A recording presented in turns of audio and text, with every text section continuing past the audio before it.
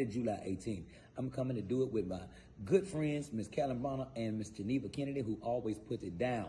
It's Boosie Badass and Friends, and it's going down, y'all. King George, Westlove, Pastor Derek Changeman Smith, MC Lightfoot. Listen, don't delay. Do it today. Get your tickets. Make sure you have your face in the place. Because, baby, I'm coming to swing. It's going to be rolling on the river, swinging on the river, singing on the river, praise on the river. Don't miss it. Make sure you have your face in the place, y'all. And one more thing I got to tell you before I leave. Change ain't change until you change. I'll see you there later.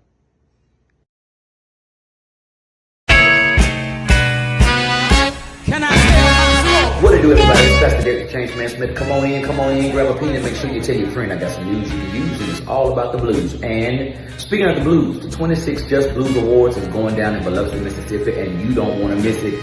Now, they have an amazing lineup, several days of exciting entertainment and fellowship, and it's going to be amazing. But what I want you to know, I stopped by to let you know that on Thursday, July the 30th, yours truly will be headlining a tribute to the one and the only Little Milton. Now, anybody that knows me knows that I love to pay homage to my predecessors whose shoulders that I stand on, and I stand tall because they stood tall. And I don't think that it's anything but proper, but to give the respect to those who have influenced me, because without them, there would be no change made. So I'm just so thankful to be able to give this tribute, and I'm inviting you to come out and enjoy this awesome. Matter of fact, just come and enjoy the whole week of festivities, but make sure you be on Thursday night. It's yours truly, Pastor Derek Changeman Smith. I love you, and remember, change until you change.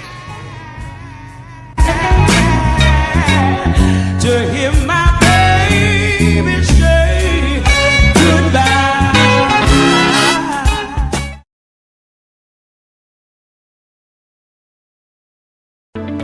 Coming up next on the BoardRoom Report. The moment that fear walks into your boardroom, it fires your best people, cancels your strongest projects, and convinces you that survival requires destroying everything that you've built. Fear doesn't just make bad decisions.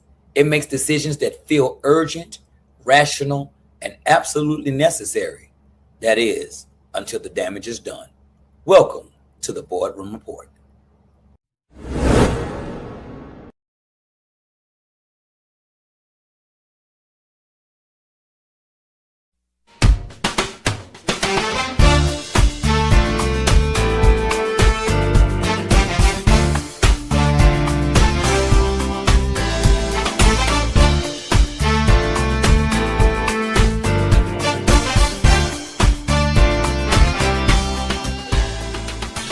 SKD TV is where entertainment meets purpose, leadership meets execution, and where ministry meets excellence, where music moves hearts, not just hips. We want to welcome you to SKD TV, the home of premium inspirational entertainment, something kind of different.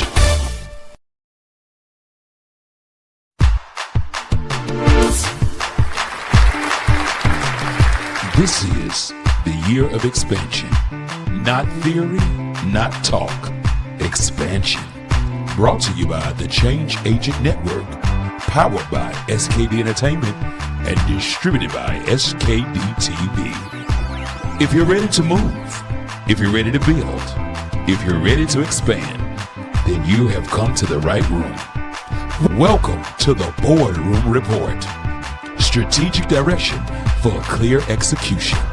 Ladies and gentlemen, I present to you now Pastor Derek, the Change Man Smith.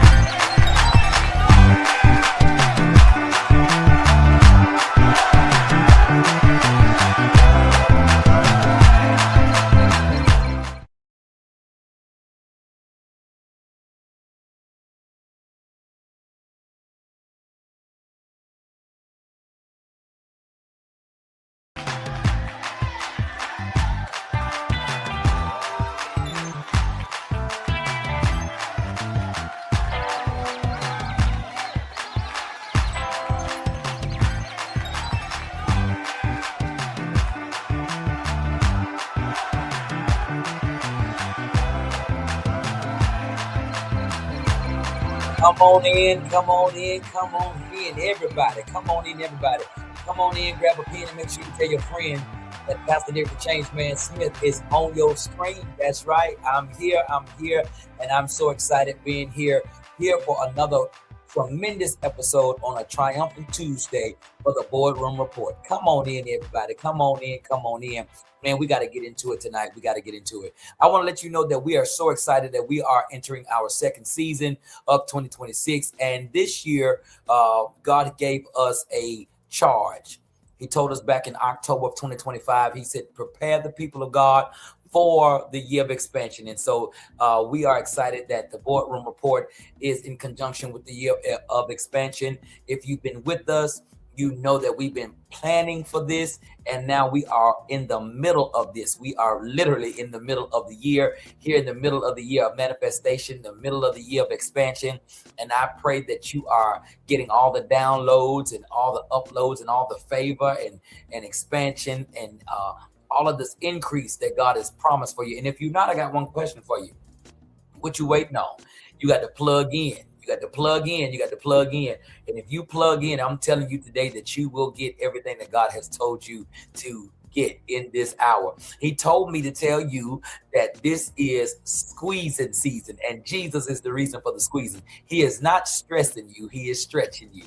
Yes, he is. And so we want to welcome you to the BoardRoom Report. Here we have a Tuesday night discussion where we assist people who are making decisions. If you are in any type of capacity where you make decisions and you have a responsibility to serve people or responsible for the decisions that you make that are beyond just you, this is the room that you need to be in. And tonight we are moving into a new dimension where the BoardRoom Report is now going to give the report on the rooms that we live in. Oh, this is good. This is good. This is good.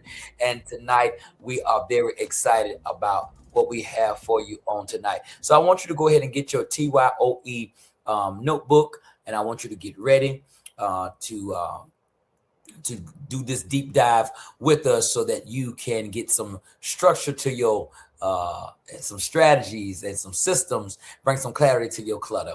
Again, I want to welcome everybody to the BoardRoom Report. Welcome to SKD TV. I am the one and the only Pastor Derek the Change Man Smith, and here's where we discuss strategic direction and clear execution for business owners, pastors, entrepreneurs, executives, managers, every person for leading and that's responsible for leading people. And I want you to lead those people well, for mothers, aunties, coaches, whatever position, supervisors, or whatever position that you hold. I want to help you lead and lead people well. Tonight we're talking about the panic room. Yes, tonight we're talking about the panic room, when fear starts making decisions. Oh man, it's going to be good. It's going to be good. So come on in. We're going to go ahead and get started. Now, before I get really deep into this, let me start off by setting up the premise this way. I want to be clear about what I mean when I say the panic room. Now, when we think about the word panic room, I know we all think about that physical safe room that wealthy people build in their homes. They install this in their homes, and it's a reinforced space with steel doors and communication systems. You know, you be seeing them with those pads, digital pads, and it's communication systems where you hide when there's actual danger. But the panic room I'm speaking of tonight is not that physical room. It's actually the psychological room. That it's the space where leaders, when fear takes control, this is where they go. This panic room is the complete opposite of the physical one, because a real panic room provides safety and protection. But the panic room that I'm speaking of actually creates danger and destruction. Now, this is the mental space where rational thinking gets locked out, where strategy gets replaced by survival instinct, and where leaders make decisions not based on facts and wisdom, but mainly on fear and emotions. Now, here's what happens. Leaders are making panic decisions disguised as strategic moves. And it's panic, but they are describing it, or in their mind processing it as a strategy. Here are a few examples. When the market dips and suddenly you start laying off half of your team, a competitor launches something new and you're pivoting your entire business because of what you're seeing the fella across the street is now doing. Cash flow gets tight for a week or two, and now you're considering selling assets that took you years to build. A lot of people do this when it comes down to pawn shop. You go to the pawn shop, you'll go and pawn your family heirloom because things are getting tight. Or you might find that one board member expresses concern and now you're restructuring your whole entire organization. That's not strategy, that's panic. And here's the cruel irony in this. While a physical panic room is designed to keep threats out, the psychological panic room invites every fear to come in and take a seat at the decision-making table. In a real panic room, you will wait until the danger passes. Then you will emerge from there with a plan. But in this panic room, you make permanent changes to address temporary problems. Now, why does this matter? It matters because panic decisions creates more problems than they solve. Can I say that again? I said panic decisions that you make out of panic, they create more problems than they solve. They destroy trust, they eliminate options, and they turn temporary challenges into permanent damage. Permanent damage. Permanent damage. Temporary challenges. These are only temporary challenges. I dare you to just take a moment and just write it on your paper. Whatever you're going through today, it's only temporary. It's only temporary. It's only temporary. So don't create permanent damage for a temporary challenge. Now, who's affected? Every person in your organization who has to live with the consequences of your decisions, they're the ones who are affected. Your customers who experience your chaos, your vendors who gets canceled, your family who bears the stress of reactive leadership, and you, because panic decisions, they compound. They create bigger crises that require even more dramatic responses. The panic room is where good leaders make terrible choices because they confuse urgency with emergency.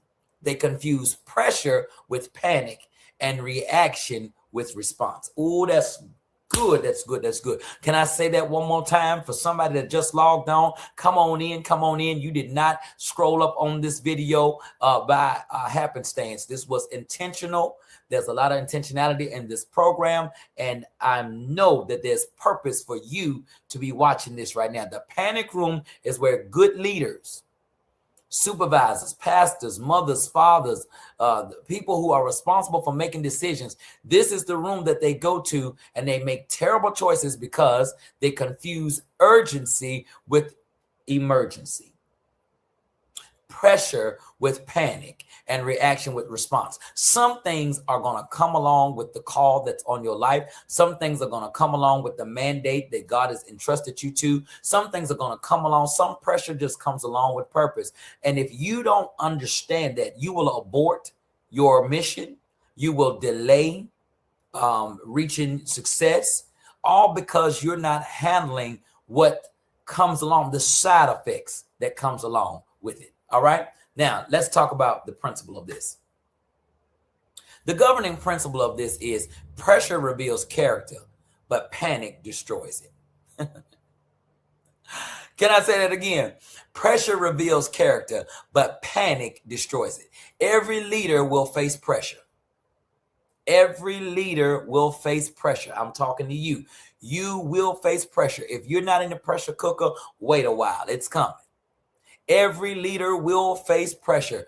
The market shifts, personnel problems, financial challenges, competitive threats, technology disruptions, cultural changes. The question isn't whether pressure will come. It's how will you respond to it? It's whether you will respond or react.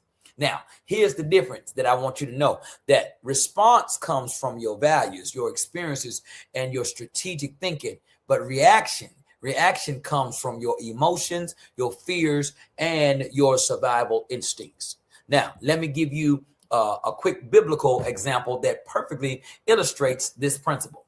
When David went to go fight Goliath, he was under enormous pressure. The entire army of Israel was paralyzed with fear because King Saul was offering his armor, his weapons, his daughter in marriage, anything to get someone to go fight this giant. The pressure was on. But David, he didn't panic. He didn't throw rocks randomly hoping something would happen. He didn't throw them thinking maybe I'll get lucky. He responded based on his faith, his experience with the lion and the bear, and his understanding of the situation. Let me just put a pause for the cause right there. I said he responded based on his faith. Hebrews 11:1 says, now faith is the substance of things hoped for and the evidence of things not seen. You're going to have faith to endure your pressure. Then the other thing that he had was he had experience. He had a resume. Yes, he had a resume. His resume reminds him of what he's already come through. And you have a resume. You need to look back at what you've accomplished. That's the purpose of a resume. When you are interviewing for a new position, you bring your resume to show them where you've been.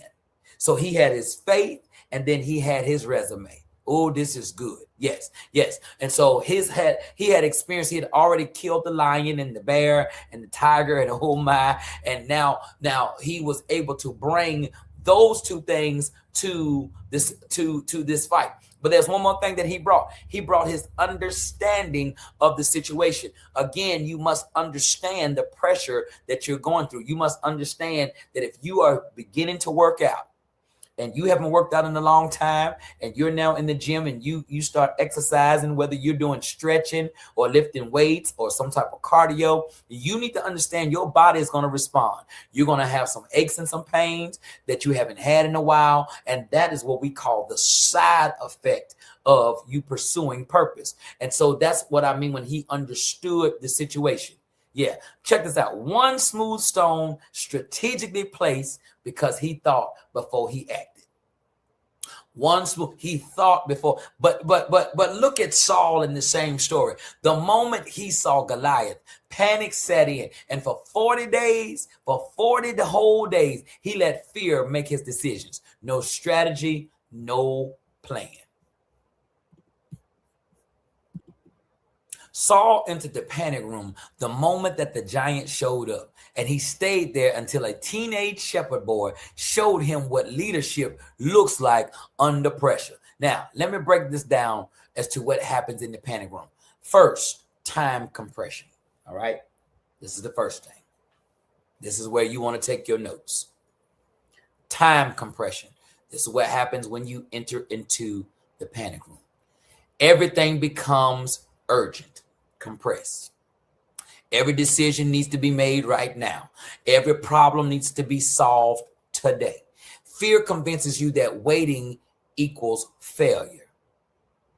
Fear convinces you that waiting equals failure, that deliberation equals weakness, that patience equals disaster. But here's the truth.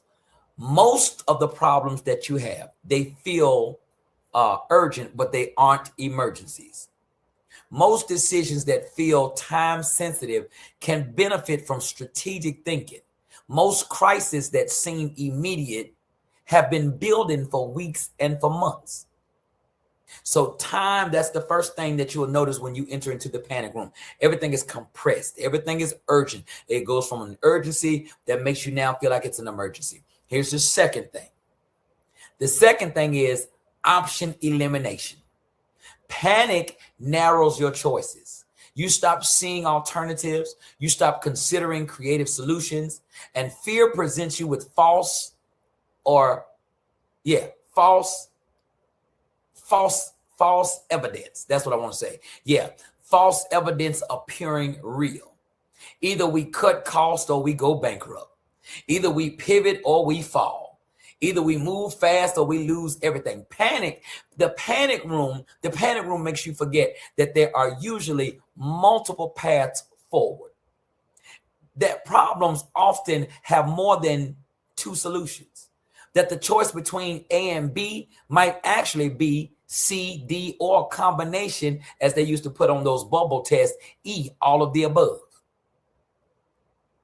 And so that's what you're going to find. First is time compression. Then second is option elimination. Third, the third thing that you're going to find when you enter into the panic room is isolation. Yes, isolation. So you have compression, elimination, and isolation. Yes, the panic room is a lonely place. You stop consulting your advisors because you don't want to appear uncertain. You stop involving your team because you think speed requires unilateral action. You stop seeking counsel because you believe the situation is too urgent for input. Isolation amplifies fear. That's why I believe in my heart that God goes and leaves the 99 to go rescue the one.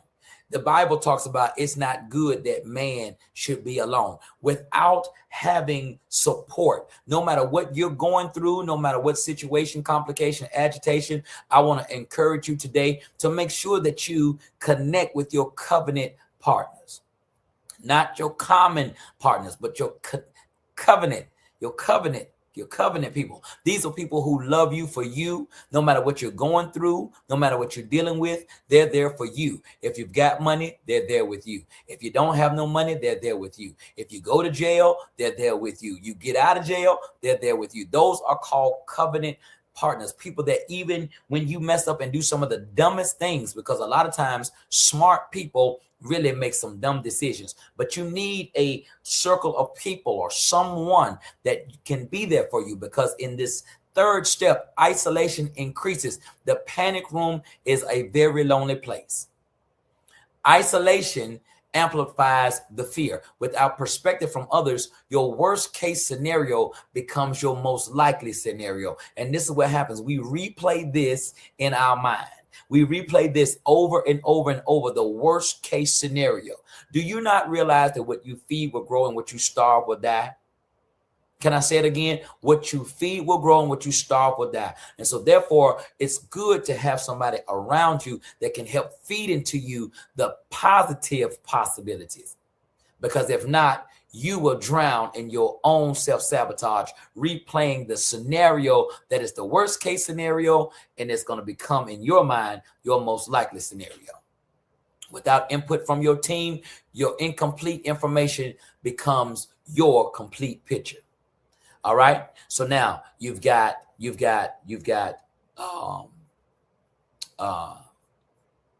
compression, elimination, isolation. And the fourth one that I want to talk to you about is erosion. This is the most dangerous aspect of the panic room. When fear starts making decisions, your core value gets temporarily suspended. You pride yourself on transparency, but all of a sudden you're withholding information from your team until things settle down. You value loyalty, but you're considering replacing long-term employees, long-term friends to appease short-term concerns. You believe in quality, but you're cutting corners to reduce cost. You're committed to growth, but you're making decisions based on preservation and scarcity. But here's what's insidious about this. Fear always presents these compromises in temporary, as necessary, as strategic exceptions. But the truth of the matter is, temporary compromises often become permanent patterns. I said, oftentimes temporary compromises often become permanent patterns. All right. Now, here's the other thing that you're going to find when you go into this panic room is blindness. Yeah, the panic room has no windows to tomorrow. You can only see today's problems. You can only see today's pressure. You can only see today's threats. And you stop asking, how will this decision affect us 6 months from now? Instead, you're asking, how quickly can I make this pain go away today? You stop thinking about what you're building and you start thinking only about what you're protecting. You stop considering opportunities and you start focusing only on threats. you stop planning for growth and you concentrate only on survival. If you are operating in a day-to-day spirit of defense, if you are working in a spirit of day-to-day trying to protect versus build, then whatever you have accomplished at this stage is the only thing that you're going to have. There's no growth in that. Let me be clear on something. I'm not suggesting that you ignore problems or take pressure lightly, because that's not what I'm saying. Pressure is real. I told y'all before. I said to my mom, I said, pressure busts pipes. And she also reminded me it also creates diamonds. Challenges are legitimate. Some situations do require quick responses. It does require quick decisions. But the difference is this: you can be decisive without being in a panic emotion. You can act quickly without acting foolishly. You can address urgent matters without abandoning strategic thinking. That's why you need structure. That's why you need structure, strategy, and systems. Those three things will help you, because when you have structure, strategies, and systems, there's an order of problem solving. Even though you have to do it quickly, you still have to go through the order. Oh, yes, sir. This is some good stuff right here. This is some good stuff. Now, here's a practical example. Your biggest client just called you and said they're considering switching to another competitor. All right, your biggest one. So if you lose this client, it will cause you to have a dip in your P&L. And this is serious. This is real pressure, but it's not panic. All right. The panic response is immediately slash your price and promise features that you can't deliver, and then also badmouth your competitor. That's what a panic response looks like. But a strategic response is schedule a face-to-face meeting and ask questions to understand the concerns of your client. Evaluate what changes might be beneficial, not just for you and that client's relationship, but for you and all of your clients. And then after you do that, present solutions. Present solutions that will strengthen the relationship rather than preserve it. Again, we want to move from protecting and we want to move into growing. Both responses happen quickly, but both address the urgency. But one comes from fear and then one comes from wisdom. Listen, this is so good right here. I got more for you as soon as we return right after this. Don't you go nowhere. You're watching an original SKD TV production.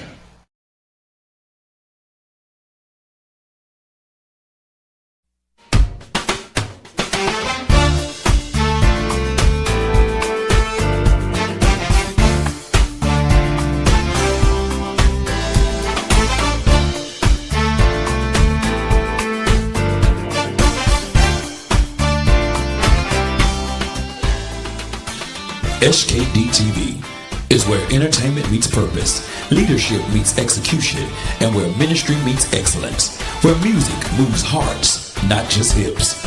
We want to welcome you to SKD TV, the home of premium inspirational entertainment, something kind of different.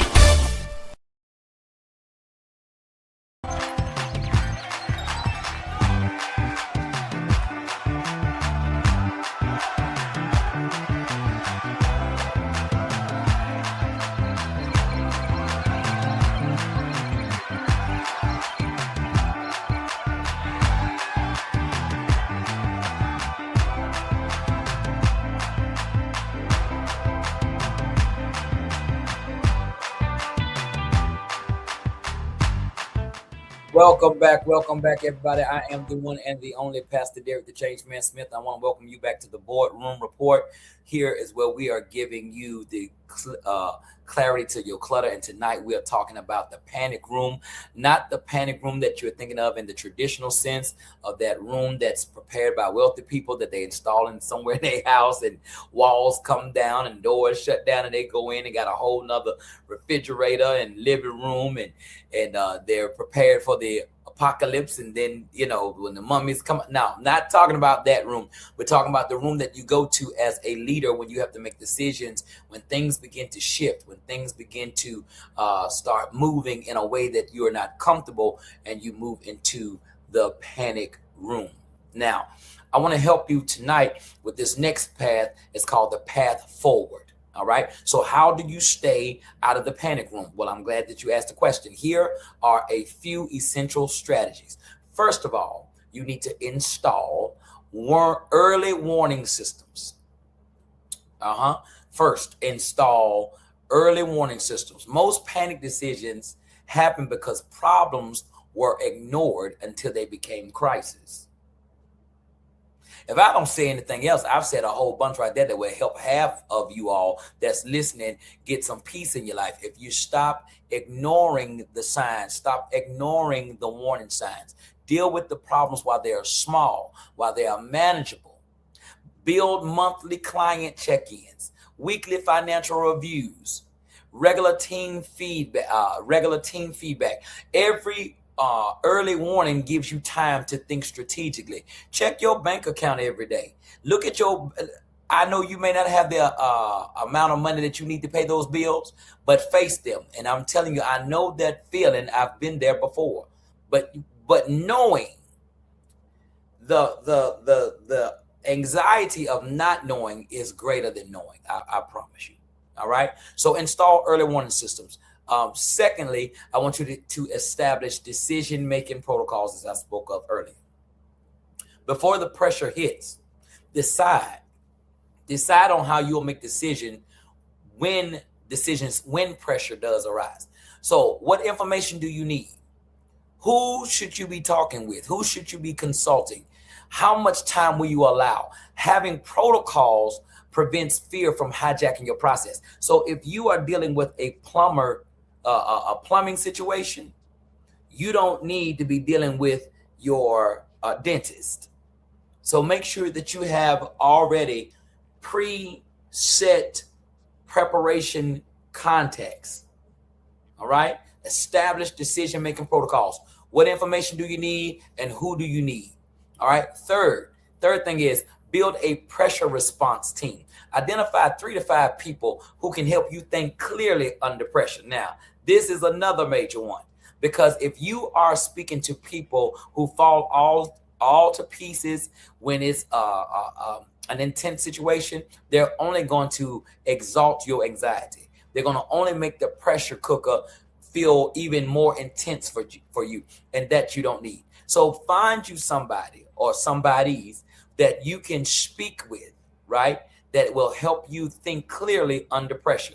Now, I'm not talking about people that just say yes to everything that you think of and yes to everything that you do, but trusted people, advisors who are going to ask you good questions and help you see options that you might miss. Now, here's the thing with that. When I spoke of that earlier about covenant connections, do not handle your covenant connections as common.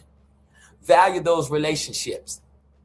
Mind how you respond, because the adage says that the teacher, when the student is ready, the teacher will appear. The best compensation that you can give to your teacher, to your partner, to your accountability partner, to your mentor is to listen and activate. My pop says it this way. He says, listen, obey, and be blessed.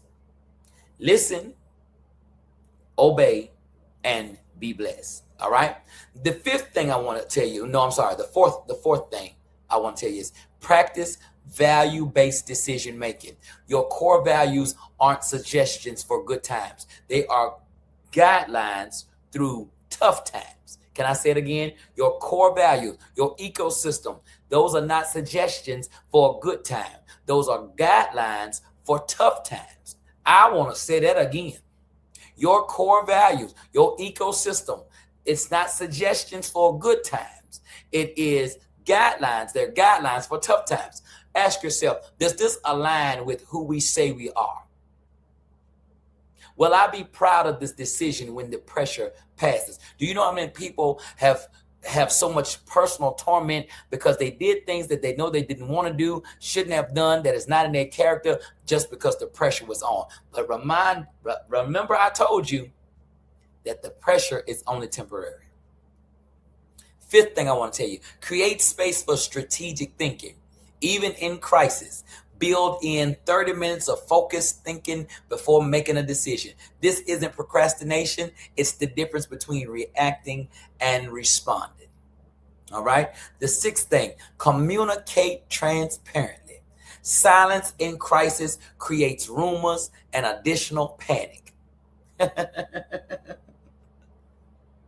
Communicate transparently. Your team needs to hear from you, especially when things are challenging, and you don't have to share every detail, but you do need to communicate. All right.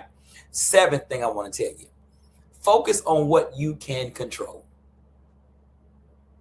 Focus on what you can control. You can't control the market. You can't control customers' decisions, but you can control your response. The panic room focus on what's happening to you. Strategic leadership focus on what you're doing about what's happening to you. Oh, this is good stuff. Come on in, y'all. Come on in. This is the Boardroom Report with the one and only Pastor Derek the Change Man Smith. We'll be right back after this. Don't you go nowhere. We're about to wrap this up.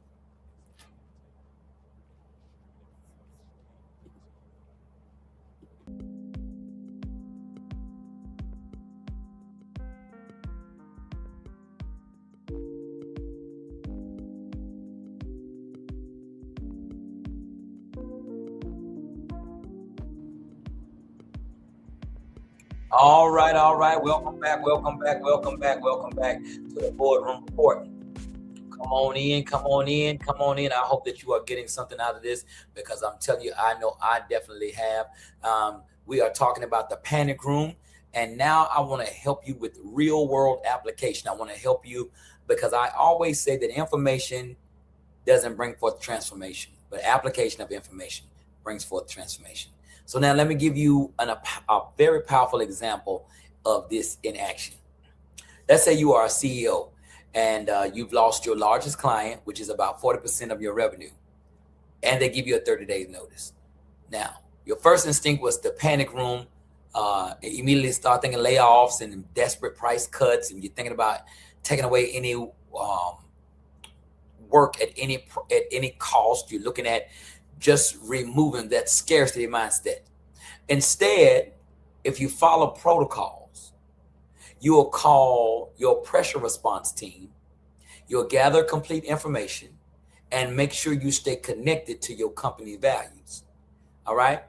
You can have a strategic response, which means that you voluntary sabbaticals instead of layoffs, increase marketing investments while you figure out how to have your cash reserves and focus on your strongest competitive advantage. And that's something that we really need to lean in when we're thinking about business. Your competitive edge, your competitive advantage, that's the thing that you really got to lean into when you are in business, no matter how insignificant you think that is.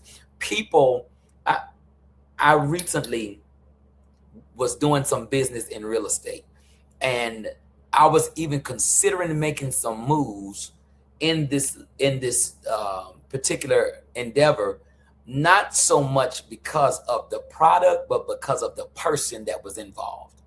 That was their competitive advantage. That was their competitive edge. So it's important for you to lean in to your competitive advantage, and instead of just chasing the competitive price.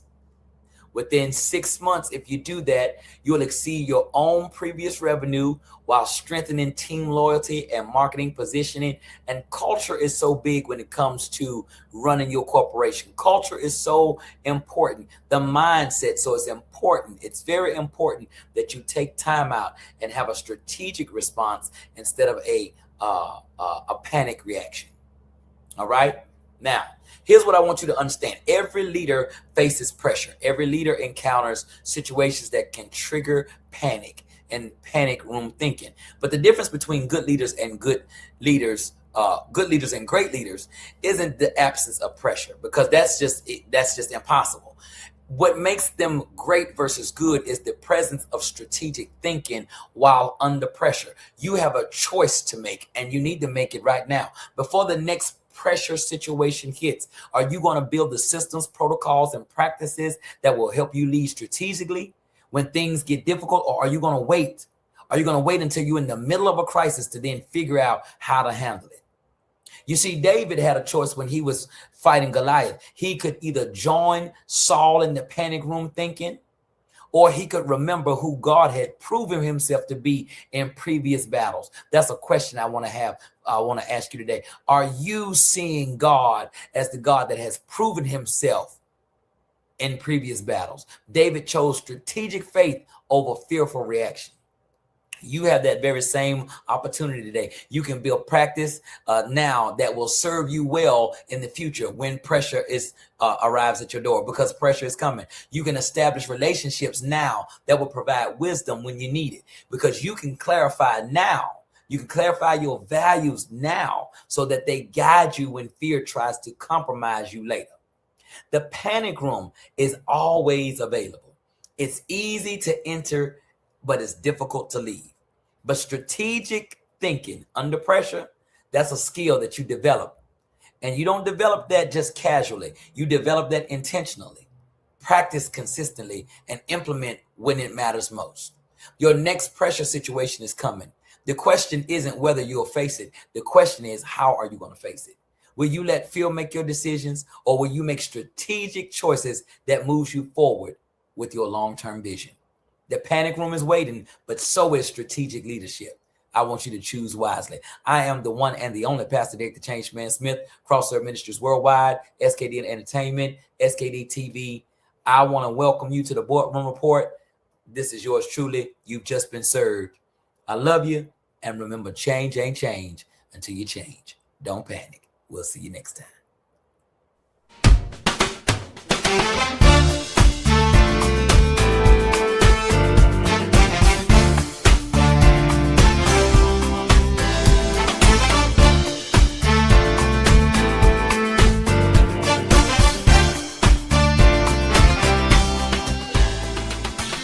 SKD TV is where entertainment meets purpose, leadership meets execution, and where ministry meets excellence, where music moves hearts, not just hips. We want to welcome you to SKD TV, the home of premium inspirational entertainment, something kind of different.